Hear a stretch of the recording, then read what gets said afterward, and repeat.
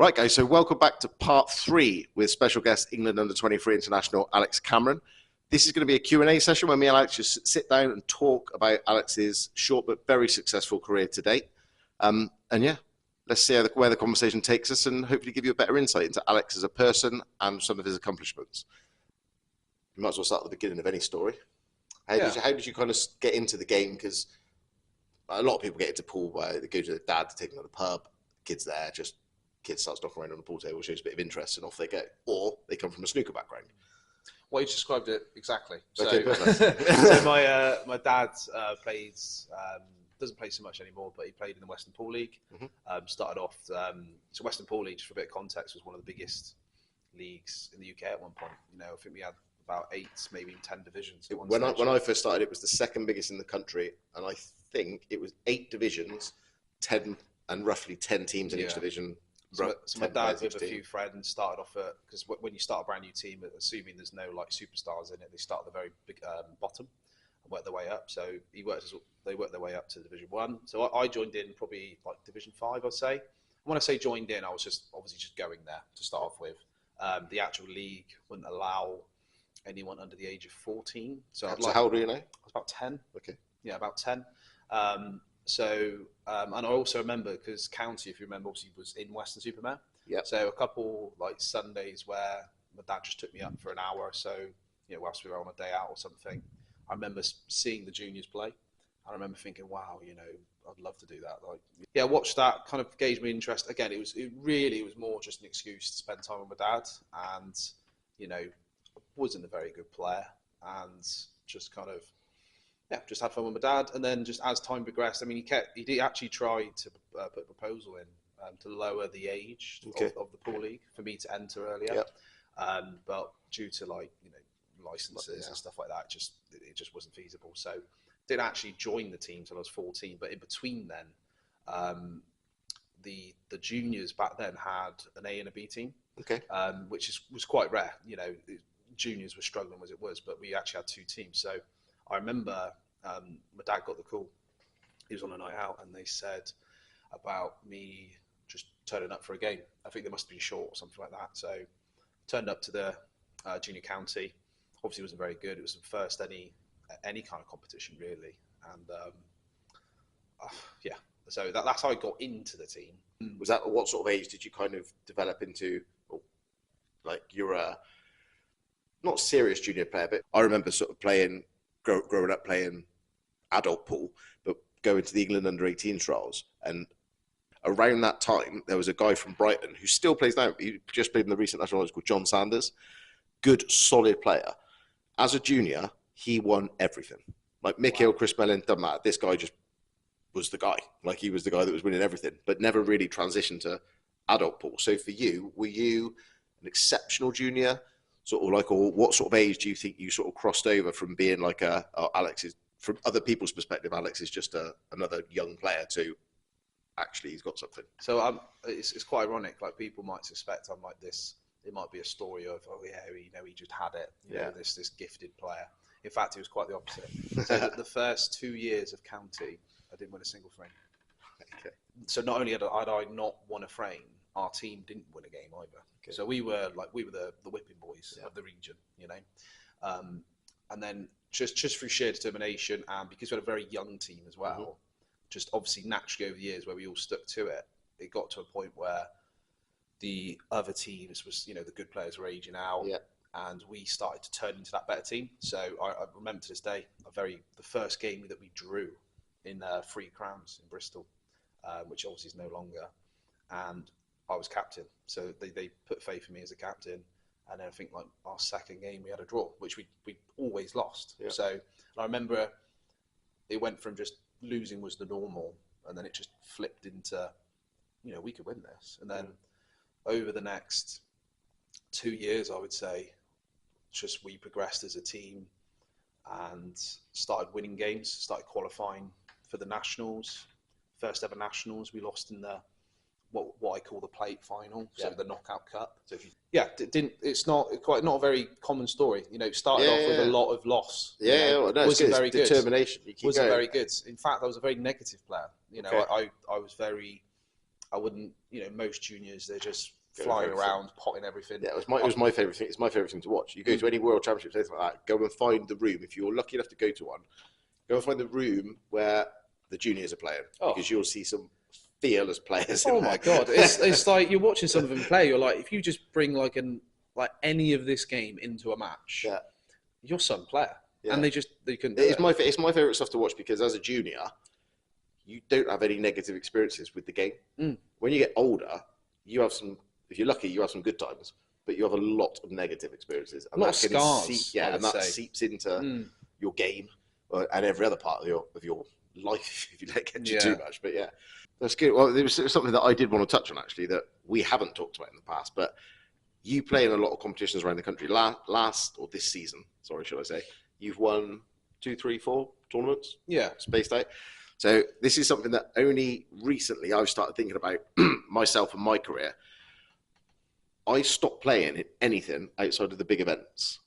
So I played, basically, we're from a little small seaside town called Weston-super-Mare, which has a summer and a winter league. Yeah. My goal was to win the winter and the summer league, and as soon as I won it, I stopped playing. And I'd done that, and I did the same with the Somerset singles, and I'd done that by the time I was 20. And I'm like, didn't play in it anymore. So what I think at the time, I didn't want to play in it, I just wanted to focus on bigger things. But what I feel is that winning is a habit, and you get used to it.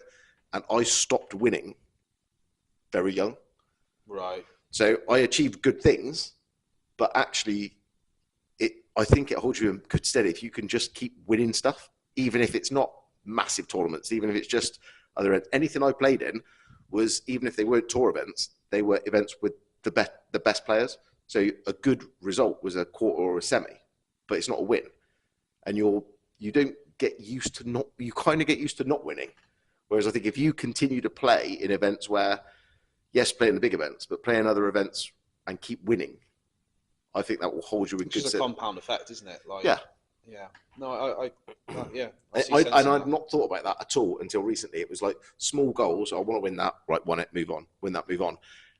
And you see people going, they keep going and they'll win like 15 local league. I'm not saying playing all the local league stuff, but just smaller events. Locally, I should have probably Phil Harrison, perfect example. Yeah. He keeps winning and winning and winning. You see him winning these local events, and it's like, surely it's not even worth your time.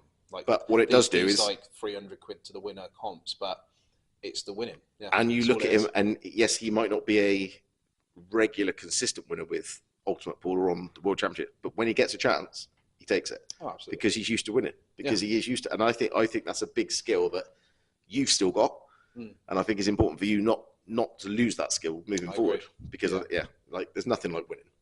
So obviously you've progressed through. It seems like a different route from. Not a different route from most. So I started a bit later and kind of went straight up and then plateaued. You're still, it's gradual inclining, which I think is the best way to be. So you went through the junior section, under 23 section, and then onto tournament. I guess you just started entering bigger tournaments, bigger tours, bigger things, and kind of like seeing how you progressed as a player. I mean, we talk about being fearless, right, as a junior. Whereas I think the reason I've been quite successful in the under-23 section was from not fear, but with how disappointed I was of my juniors. Yeah. So like one of my biggest disappointments, which is even on my EPA profile, is not getting in the England junior team. And like for many years, I remember the England players coming up to me and saying like, I can't believe you're not in the team. Is that under 18? Under 18s, yeah. So I can't believe you're not in the team. You should do that. I'm surprised you haven't done that. Surprised you haven't done that. And I think there was quite a high expectation of myself, which I didn't deal with very well, and then which caused me to then not do well in the trials. Mm-hmm. So when I look back on, because you always have there's a breakthrough, there's a moment, isn't there, where you feel that was the catalyst to everything else. As soon as I got into that England side of the 23s, I just that monkey on my shoulder just disappeared. I felt like, because there's so many people that you hear that missed out by one frame or one little thing, and then just life got in the way and just stopped. Monkey on my shoulder just did. I must admit, when I was saying that, I think I've got that wrong there. Chip on your shoulder. That's it. So yeah, so just out of more just disappointment. Like people say, like they've played well just from sheer confidence, but for me, it was just determination. Just because I was so disappointed, I had so many tough losses. Which I think is a really interesting perspective, because most people are the opposite. Most good people of your age have had a lot of success very quickly, very young, and then deal with the hardships later on. So if you've had some negatives early, I think it's quite interesting. I think that could hold you. I wouldn't recommend it. No, but like it is tough. Yeah. So you've obviously like developed into a tournament player, but alongside being a very good tournament player, you seem to have found a love for the money match. Yeah. The money matches are very different from tournament play. It's almost like a different game. What is it about that environment that you like so much? Yeah, to touch on what you just said, like you can see world champions not be a very good money match player. It is a whole different element. Well, of the game. Stephen Hendry's obviously got a brilliant YouTube channel, and he talks about it. How even if just for £100, he hated it. Falls apart. Hated it. Absolutely falls apart. Yeah, he can play in front of 1,000 people for 500 grand in the final, or 250 grand first prize. Yeah, no problem. So context for the money match. I can't quote like exact records and in terms of how many I won and played and stuff. I'm sure I could work it out, but to put it in perspective, I never really wanted to do money matches, and my first ever money match was against Ryan Lambeth. So going back to the junior days, like we were teammates, and I always thought that me and him were the best players, and we still get on now, but it felt like there was a rivalry. So it just came about that let's settle it with a money match, and I always compliment Ryan of being a fantastic money match player. He's a far better money match player than tournament player, I would say personally, and I'm sure he would agree. So I lost to him, first ever money match I ever played, and my family was there, my friends were there, and I was ahead massively.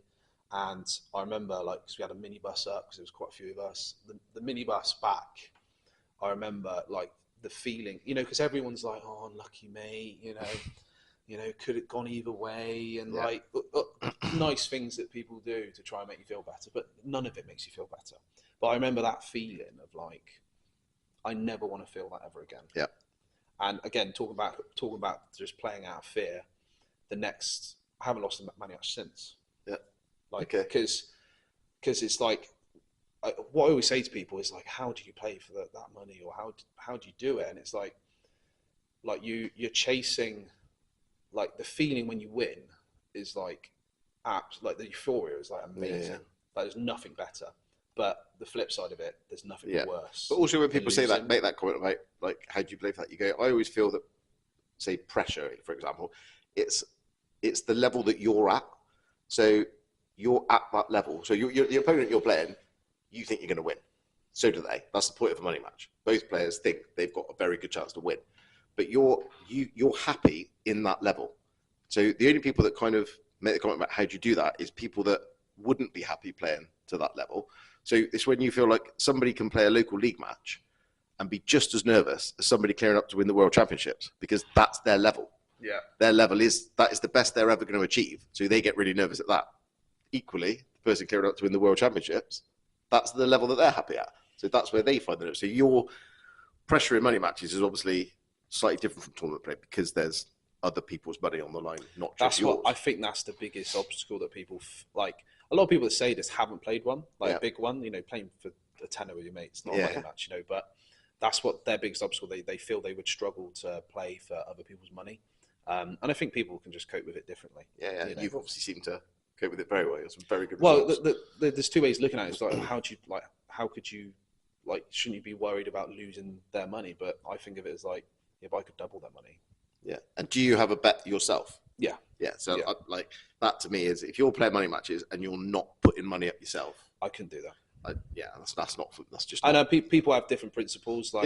Prince Wife, the most common one I've ever heard is whether it's true or not, I assume it is, Ronan McCarthy always backed 50% of his side, which when you think he's played for 40 grand and stuff, it's there's playing for 10 grand where you've put a grand in yourself, and then there's playing for 40 grand and you put 10 grand up yourself. That's life-changing money. I think Ronan McCarthy, Darren Appleton are the two money players, English people, that to me stand out. Yeah. They've played for, but it's just bottle. Money.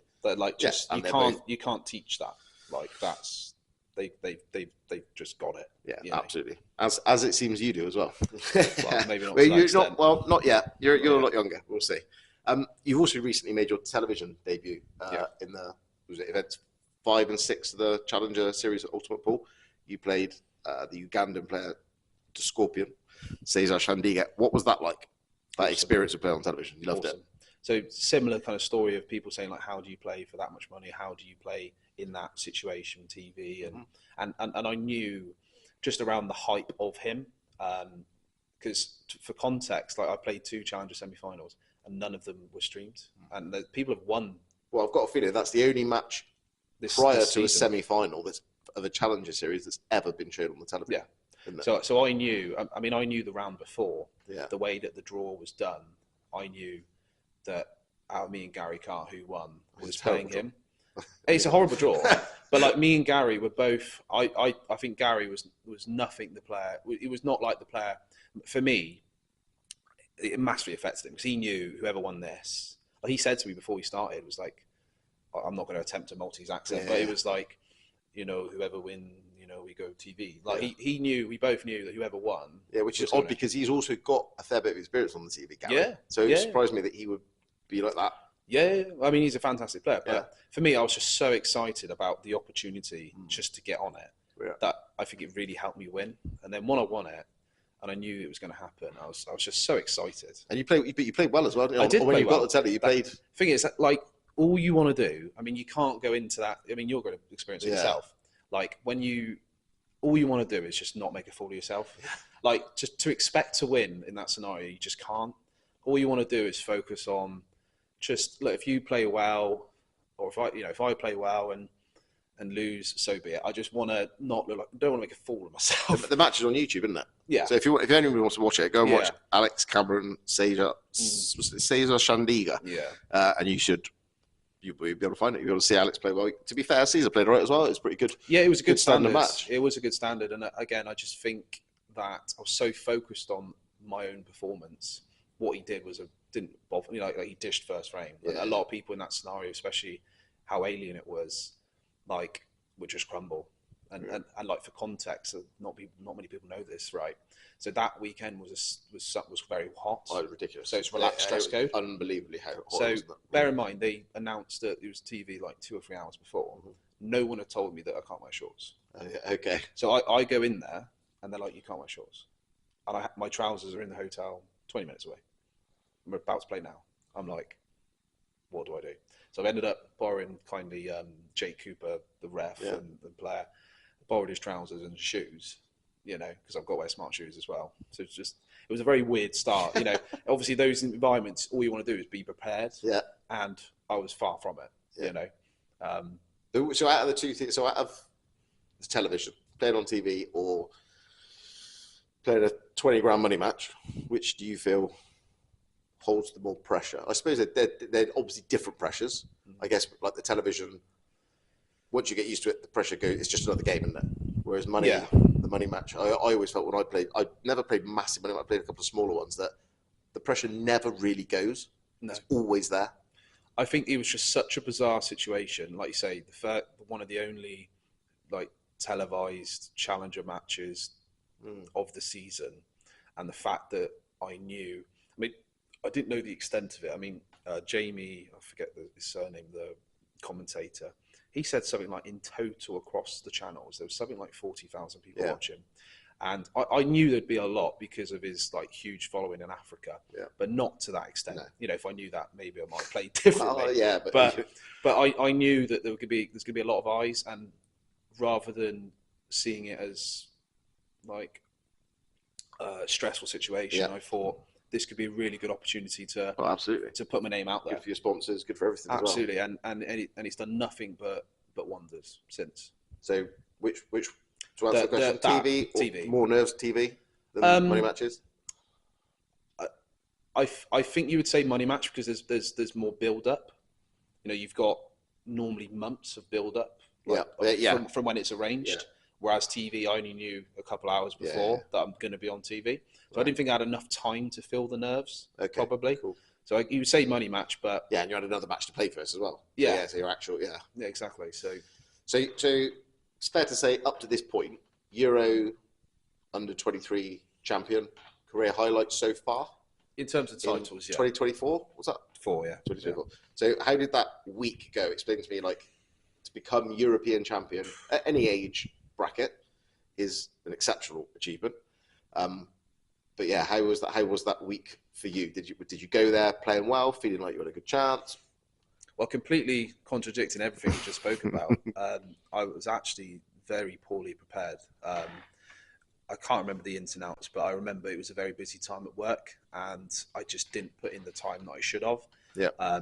Because of one reason or the other. So, and it was people also don't know, it was my first ever Europeans as well. Okay. I went to. Yeah. And we won the team event and the in Ireland. Killarney in Ireland. Killarney. So I went in there not really fully, like, it was my first international event. We played in Morocco in the Worlds previously, and with a very strong side, might I say, and a few had aged out. So Okay. I knew that your Luke Gilbert and a few others had aged out. So for me, from the singles perspective, I felt like I had a better chance at least from last year. Yeah. So I went in there because of the lack of preparation and just never going to the Europeans ever before. Very little expectation, and in hindsight, it probably helped because after I'd won it and went to the Worlds, the next event, I had expectation. Was there a point in that week in the singles? Because obviously everybody, like, you might start and go, oh yeah, I've got a chance, but there will come a point where that chance becomes a real chance. I know the exact point. So I had a good couple rounds draw, I would say. No offense to my opponents, but it felt like a good draw. So that would get you in about the quarters. Did it last 16. 32, okay. So, but there was a lot of buys. So it was there was something like 40 or 50 players. So they started last 64, like basically prelims. So I had a prelim, then 32, and I drew Jasper Simmons in the last 16. Now, very fair to say that Jasper was the favourite, and had won a Europeans as a junior. So the favourite and definitely the most experienced in that situation. So I knew in my head, like, it's like people do look at it, like people look as far as, like, they say, oh yeah, if I beat him, then I've got a good draw all the way up. So I didn't look that far. No. Well, then very rarely does that work out as well. And it takes you by surprise and actually can have the opposite effect. You play somebody that you didn't expect to play. I didn't know the draw after, but I knew if I beat Jasper, not only will the draw just open up in general, but it would, fill me with that confidence of if I beat the favourite, then I could beat anyone. Yeah. And then as soon as I beat him, because I feel Jasper, it was a tougher Jasper because he knew he was favourite, and that is a whole different pressure in itself. It is, but you see, it's part of it. He's got a target on his back, and I'd rather be that person, wouldn't you? You'd rather go there with confidence being everybody thinks I'm the best. Yeah. So after I beat him, I thought, well, my mate Ben actually rang me up and he was like, "You do know, like, you're going to win this."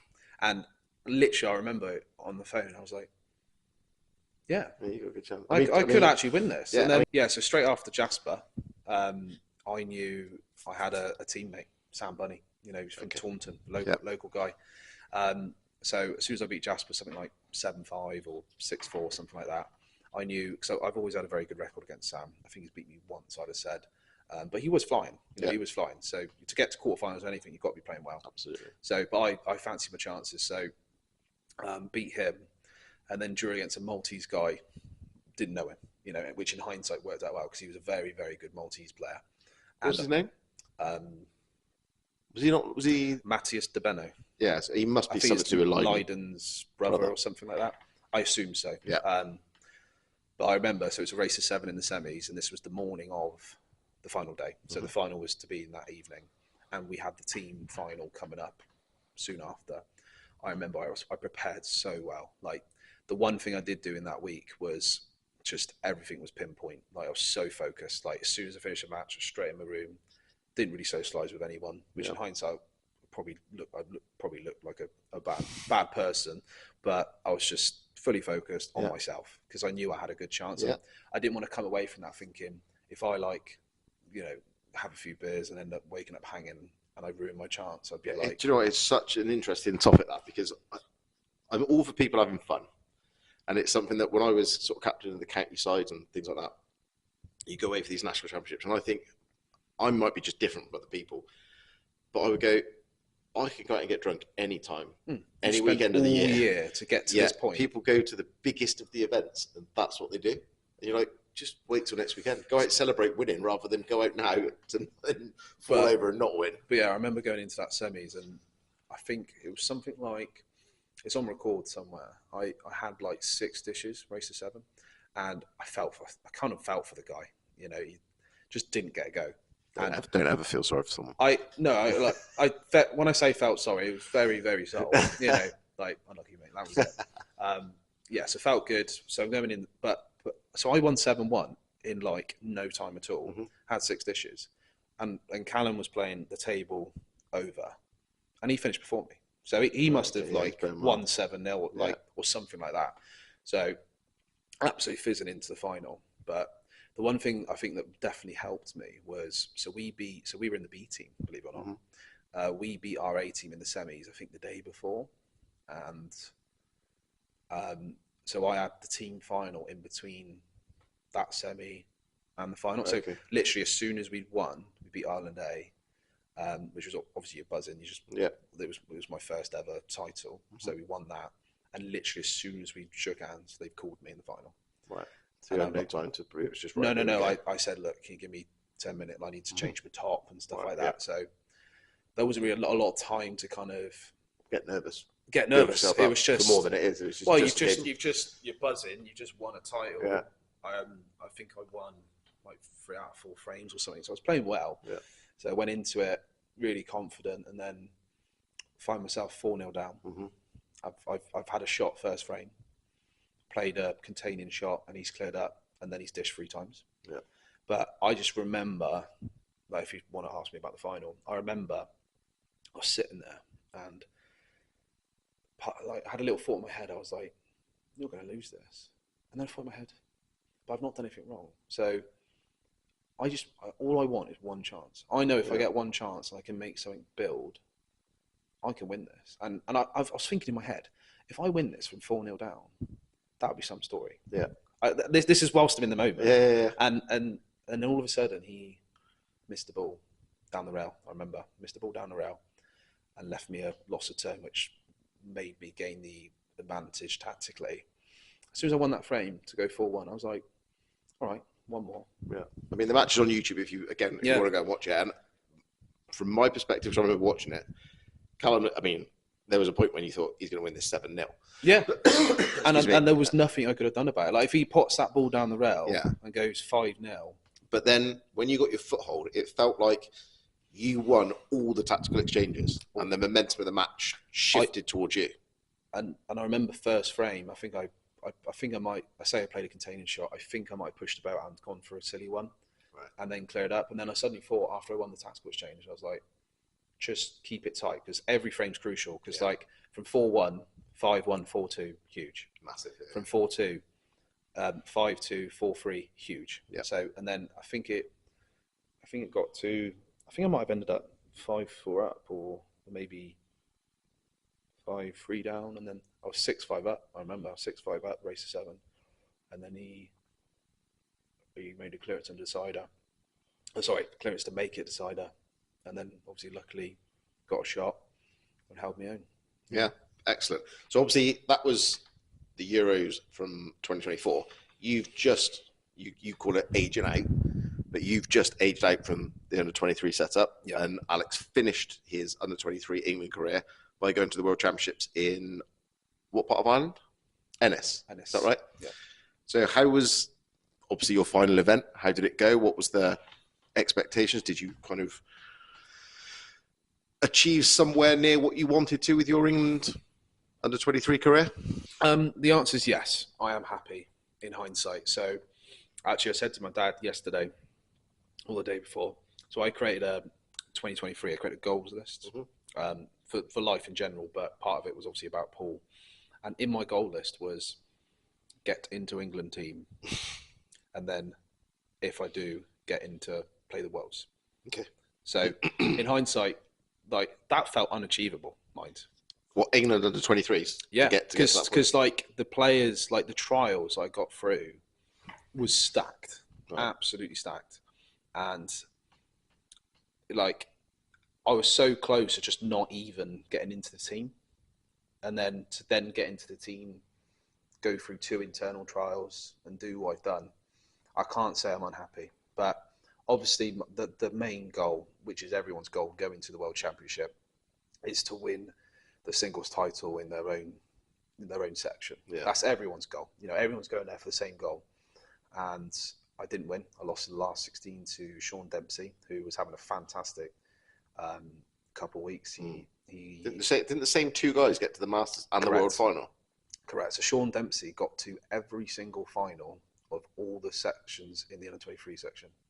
He got to the doubles final, the team final, singles final in both Masters and the main event, and lost all of them.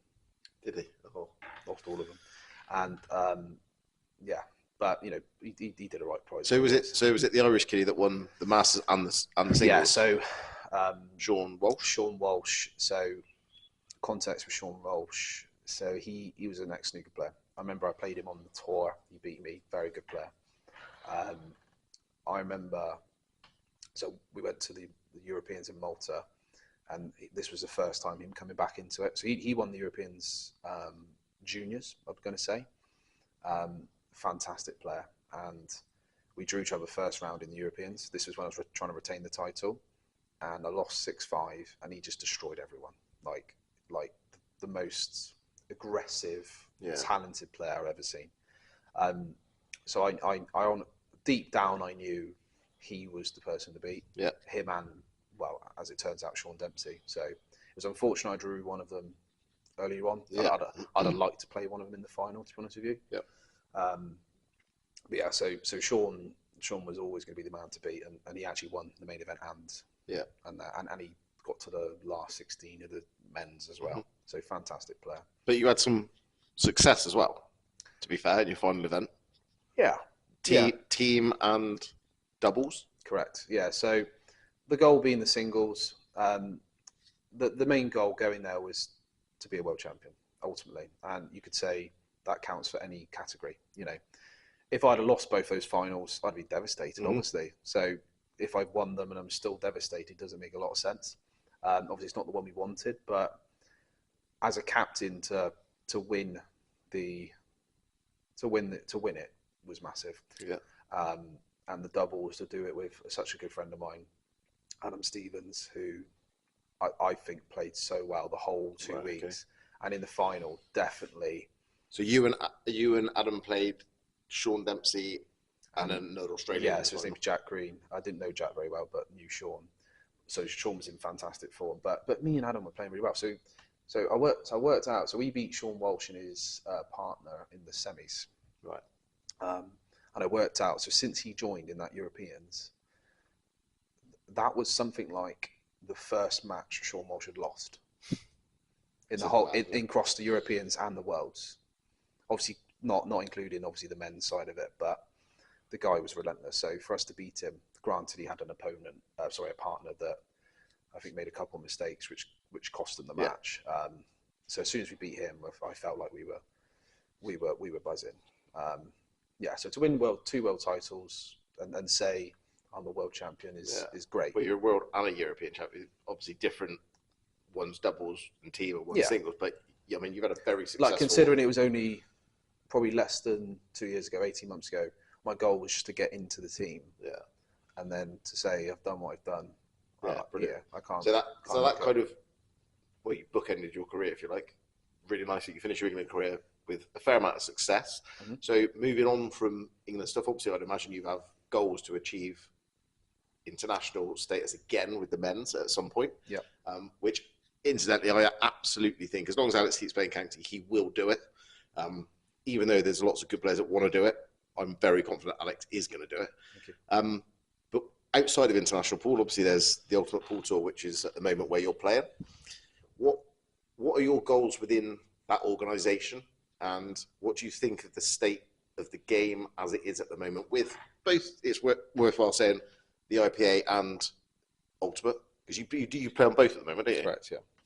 Yeah. So what's your goals within the game and away from international stuff, and how do you see the state of it at the moment? The goal is to be a professional Ultimate Pool player out of the two bodies. that's the goal. End of. How do I find the game at the moment? I think that it's the most exciting.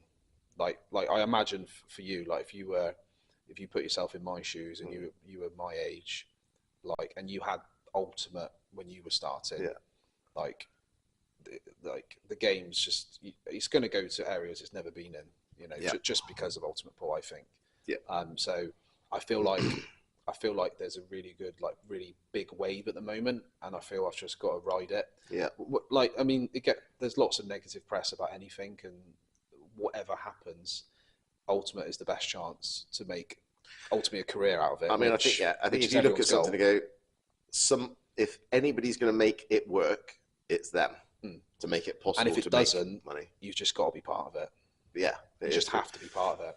So the setup at Ultimate at the moment, what are you thinking of? So tables good, Awesome, tables, cloth, love it, responsive, love it. Balls fine, not too. Just you're not worried about, just adjusting. Yeah, it's just getting. People don't like change. Next event, no, hardly anyone will talk about it probably. I mean, I'll be honest. Over the weekend, the cloth takes more adjusting to than the balls. I agree. Right, so obviously that was the tables, the cloth, and the equipment. That the setup though. Obviously, like we're playing now in arenas, and well, I mean, it's weird because out of the two, Bolton visually is absolutely the best we play in. Unreal. I prefer Wigan. I agree. And it's they call it a leisure centre and arena, but like the room where the pro room, if you like, basically is the basketball courts and squash courts, and they just put a carpet over it. But the tiered seating fits in. I just think there's so much more space between the tables, and I think it just works so much better. I think that there's stuff that they need to improve on, because like it bothered me.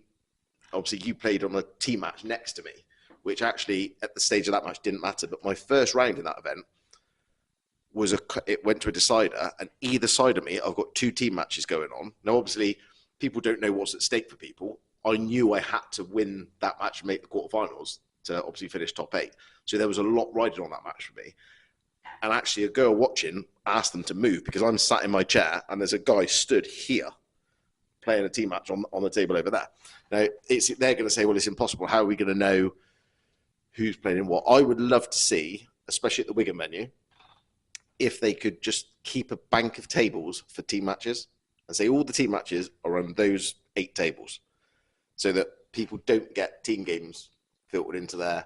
Yeah. Well, in Bolton, they had the university students. They had that section. And I think maybe for the disability as well. Yeah, or even use one of the upstairs one. There's like so much scope for it, but it's just... Space is a big issue, but also, I mean, because it's just one big room, like if you're on table 67, well, generally they're in order.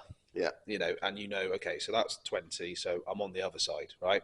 But in Bolton, it's like, is 67, is that side of the room upstairs, or is it the other side? I went to the wrong side once. Yeah, I've done it. I was like, they got walking down the stairs and then it's a good five minutes just to get to the other side, you know?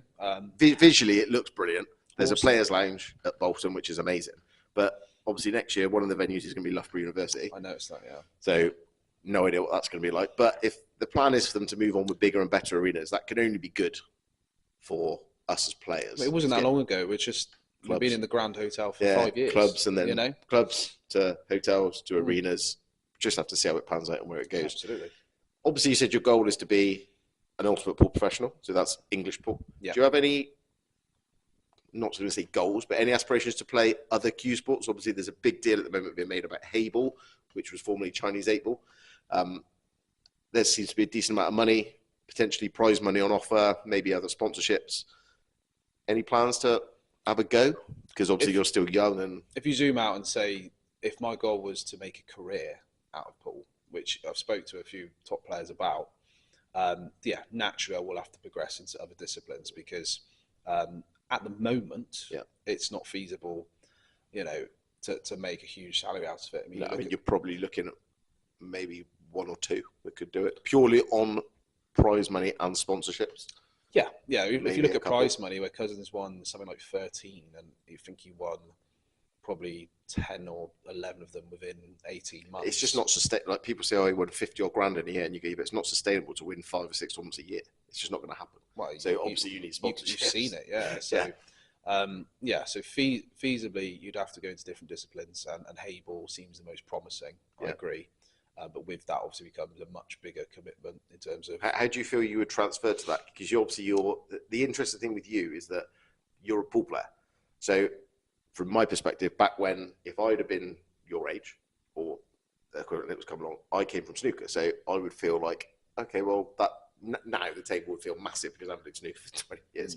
But at that point, obviously, you feel like it's a great game in that it's a hybrid of the 3 games. So American pool balls on a small 3/4 size snooker table with snooker pockets, but it's 8 ball. Have you ever played it? Yeah, so that they used to have a Chinese 8 ball table in All Stars. How do you feel you I was fine. did on it? I was fine. You know, yeah, I'm not like slamming balls down the rail for fun. You know, that's the way you got to play them. That is, yeah, it's meant to play hard, but yeah, I think I'd love it. Did you have any plans to try? Yes, but a lot of that depends on the financial commitment. You know, because it is. Is there anything like? Because I know that they have something recently in Germany. So would it be the plan to play in something either in the UK or that was Europe? European? Yeah, so they are trying to get closer. So recently they reinstated. I think it's the British Pool Organisational Federation. Okay, and that is a collection of all the British players that go to Hayball. Right. So they're doing qualifiers now in the UK for these events. And you'll be having a go. I'd love to. Yeah, love to get some cues and equipment. Get some cues. Yeah. So I'd have to speak to some manufacturers about that. Perfect, mate. Well, I think that sums up or wraps up the Q&A, shall I say, perfectly. Thanks for watching, guys. We're going to move on to part 4. That'll be out very soon, and it's going to be a little bit more quickfire than this, shall we say. But Alex, thanks for your time. Thank you. Hope you enjoyed it. Any comments, pop them in the comment section and we'll get back to you. And yeah, see you on the next one. Cheers, guys.